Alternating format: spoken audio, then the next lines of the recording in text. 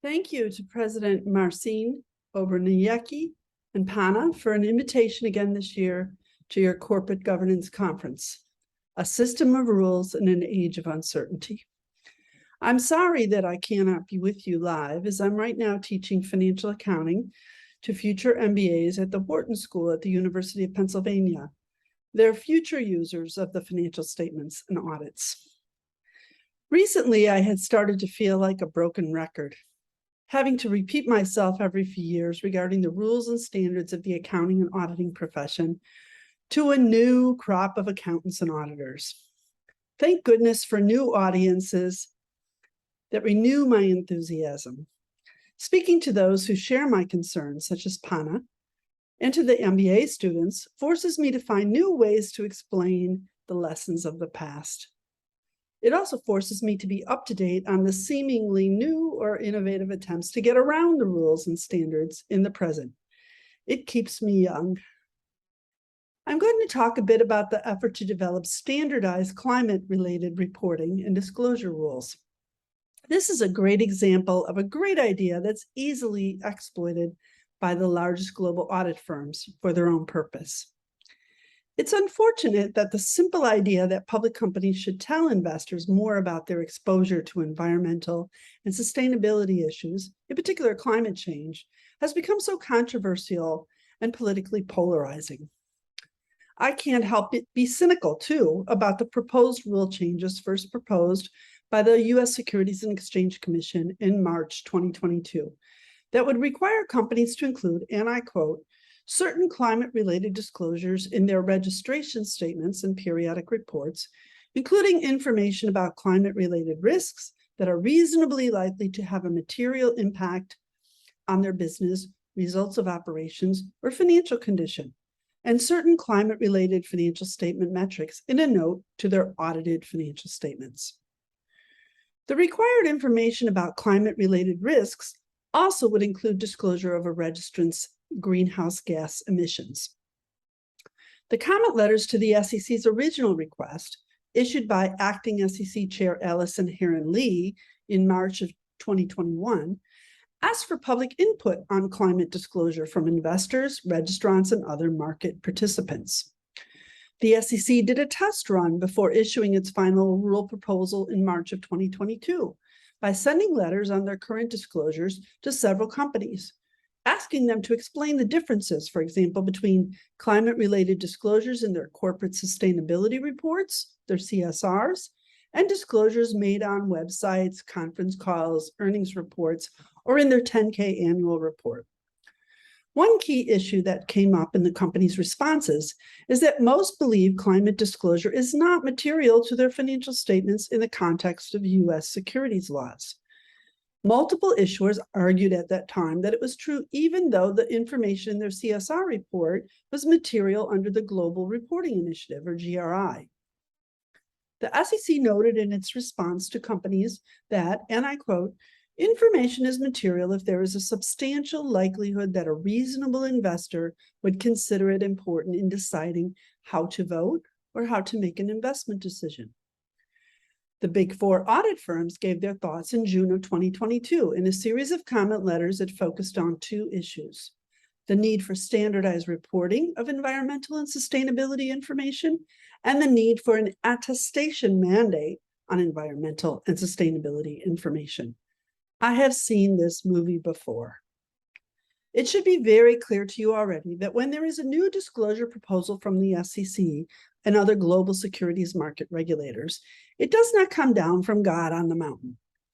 There are those that will benefit, and there are those that it will cost. And then there are those, like the audit firms, who will always lobby to stake out a position that benefits their business, no matter who wins or loses. With climate-related disclosure rules, the Big Four firms seek to get a bigger piece of their clients' wallets. The trend for more climate and sustainability reporting first emerged in Europe, with audit firms providing supplemental sustainability reports that included audits of things like carbon emissions. My perspective is sadly skewed, because when I see how these proposals are shaped during the regulatory process, I see the big hands of the Big Four. I see how they market strategies they help design to companies that are now required to do everything to drive more services and fees to the global audit firms. For example, there is an audit mandate in the proposed SEC climate change disclosure rules that is tailor-made to fit the qualifications of Big Four global audit firms. PwC's comment letter to the SEC, for example, submitted on June 22nd, 2022, of course, wholeheartedly agrees that, and I quote, independent third-party assurance would provide investors with additional confidence in the quality of the emissions information and enhance its credibility.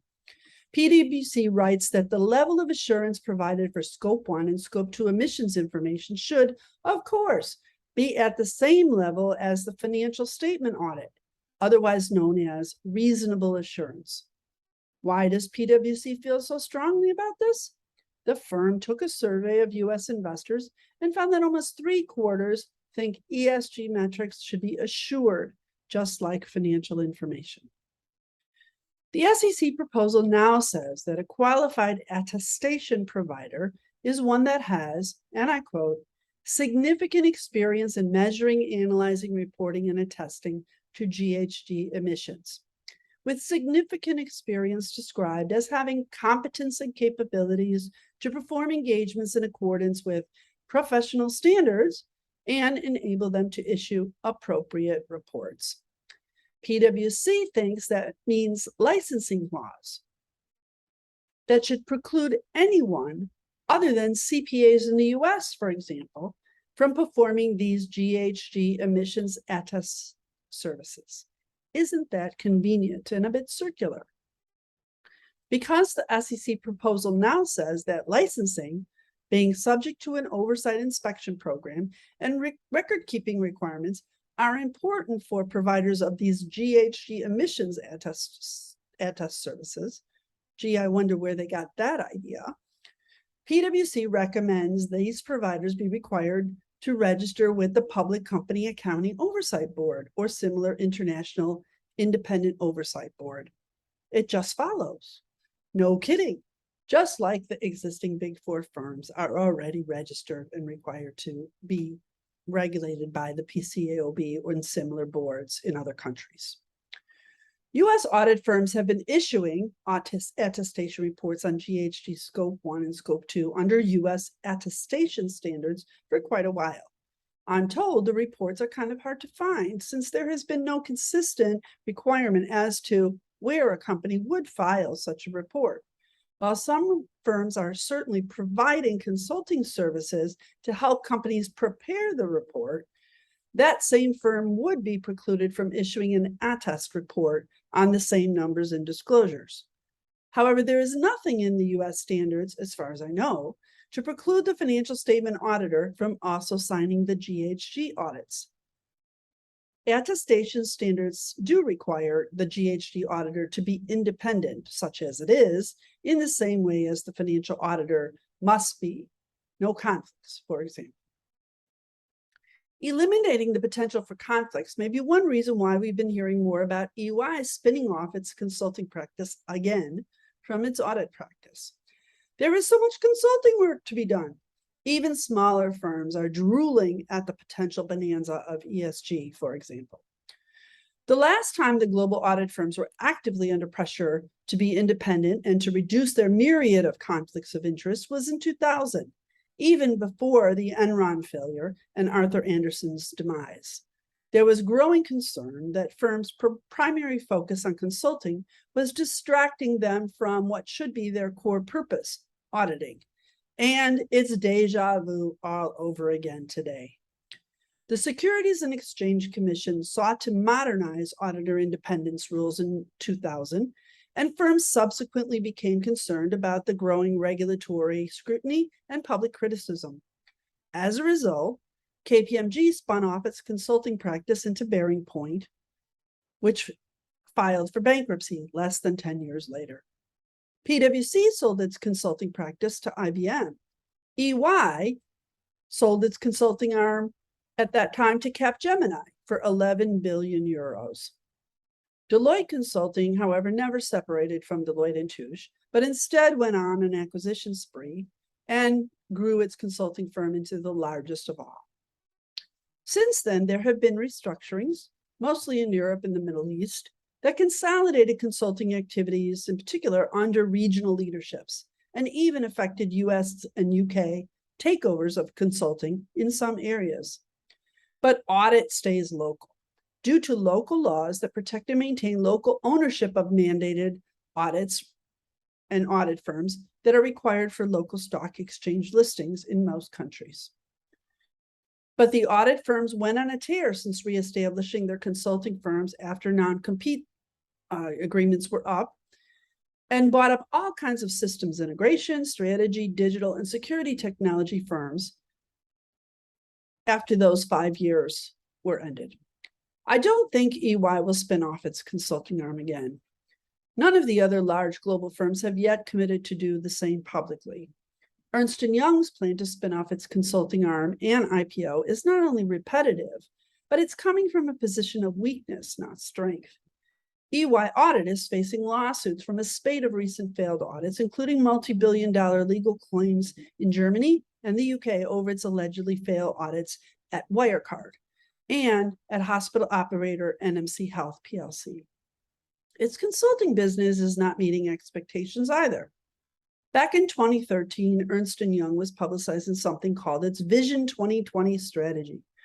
One important aspect of this Vision 2020 plan was a global strategic initiative to reach $50 billion in revenues by 2020. That was a very aggressive goal.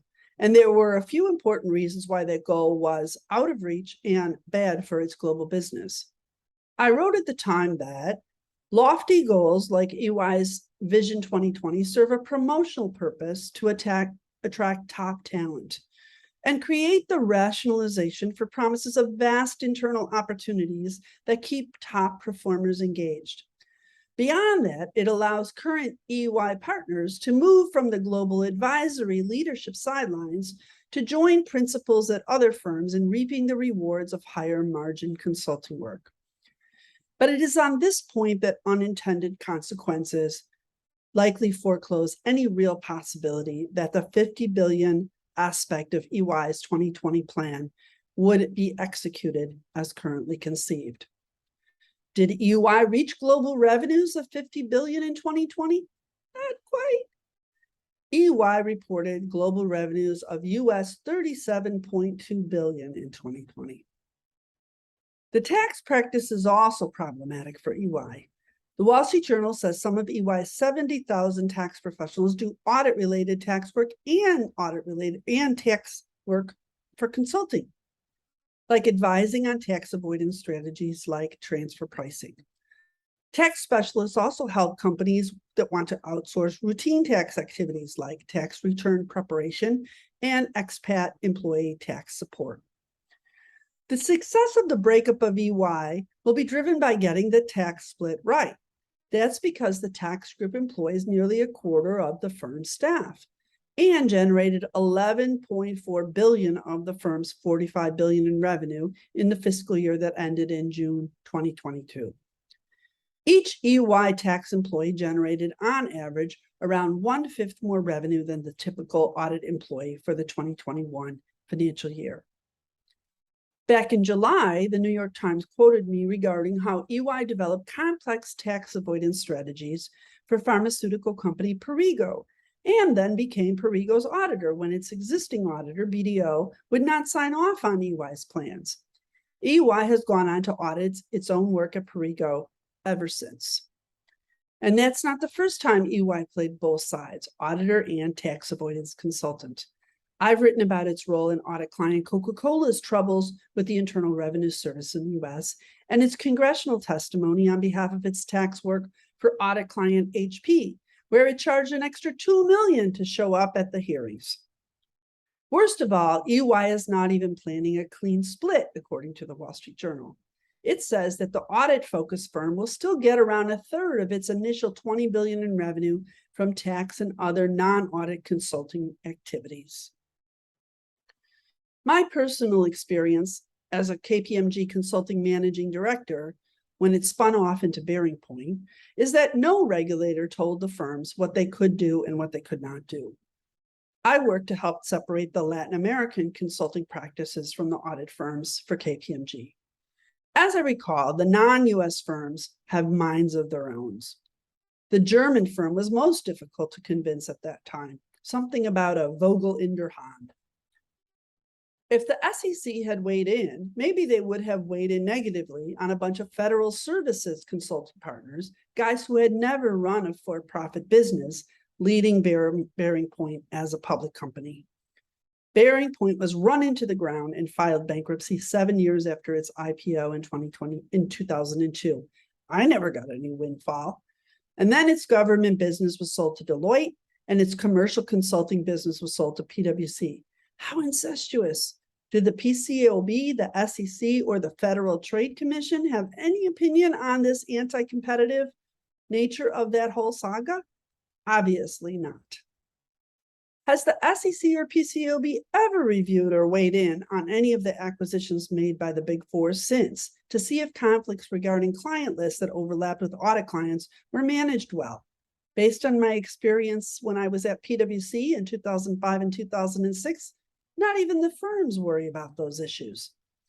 Don't look to the SEC to squash the EY breakup deal, however. I do not recall the SEC ever squashing a deal the Big Four wanted to make, including when PwC and Deloitte bought the carcass of KPMG's former consulting firm, Bearing Point. In this case, the market will discipline EY and the rest of the firms, and at some point, put them back into the corner. That's until another catastrophe forces global regulators to finally look at new and innovative options to rein them in. Thank you very much. Enjoy the rest of the conference.